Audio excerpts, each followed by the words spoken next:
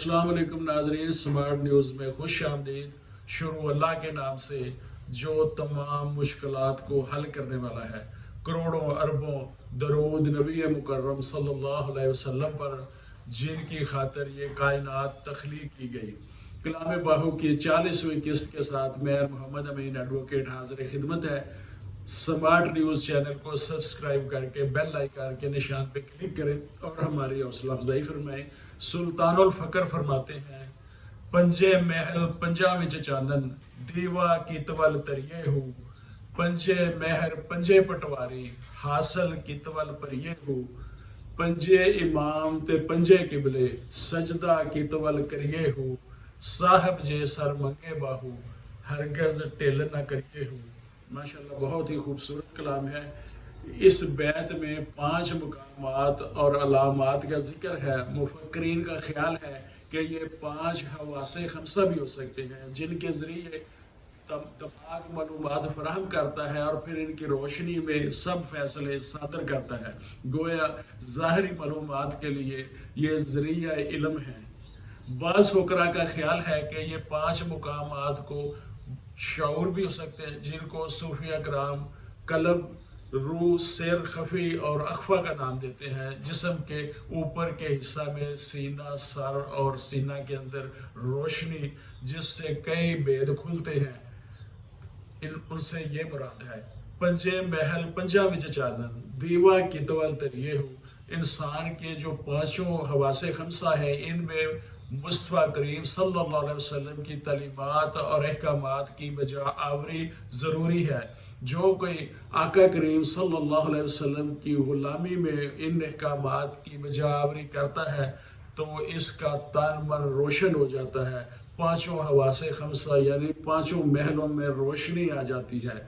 इस रोशनी के बाद किसी और रोशनी की ज़रूरत नहीं रह जाती कि किसी रोशनी के लिए और दिया जलाया जाए। यही वो रोशनी है, हयात और ज़िंदगी के राज खुलने लगते हैं।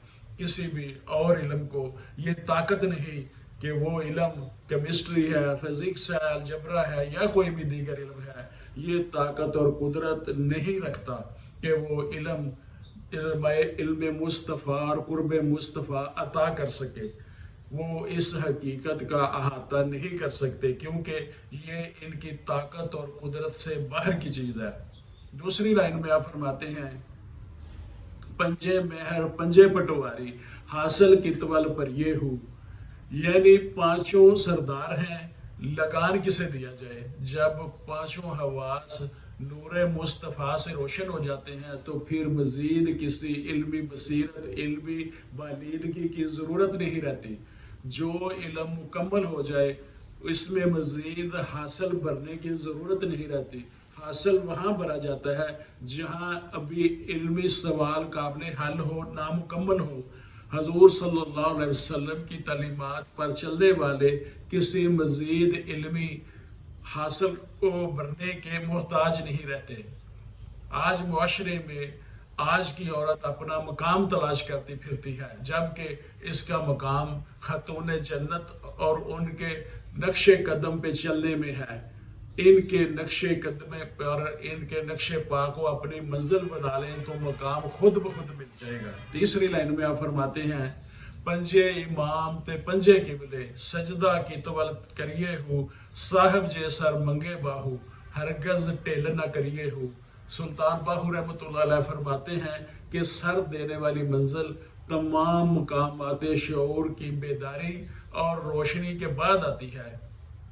सर दाढ़ की बाजी लगाना, सर की कुर्बानी पेश करना हर किसी का काम नहीं, लेकिन जो मर्द फ़कीर हैं, जो इस मकाम पर पहुंच जाते हैं और फ़कीर को ऊपर से हुक्म हो कि तुम्हारा सर चाहिए, तो फिर इसको तामुल नहीं करना चाहिए। फ़कीर को ये इल्म होता है कि अल्लाही हुक्म बगैर किसी मसलियत के नहीं होता।